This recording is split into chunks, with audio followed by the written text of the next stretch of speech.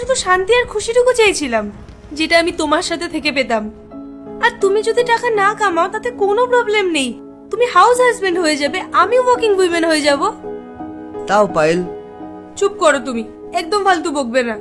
একে তো 2 বছর পর দেখা হয়েছে আর তুমি এখনো এসব বকে যাচ্ছ। তুমি জানো এই 2 বছর আমি কিভাবে কাটিয়েছি? এক একটা দিন আমার কেমন ভাবে কেটেছে।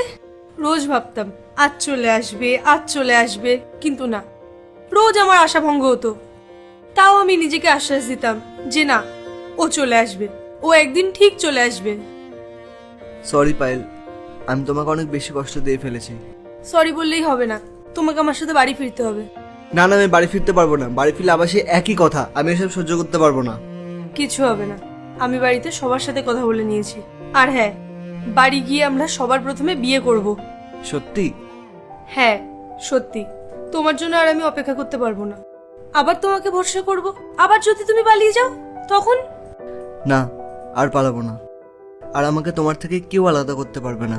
আমি জানতাম না যে তুমি আমাকে এতটা ভালোবাসো।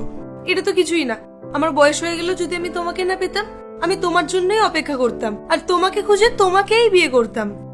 আই এম সরি, আমাকে ক্ষমা করে দিও। সরি চাই না, তাড়াতাড়ি এগিয়ে এসে আমার হাতটা ধরো।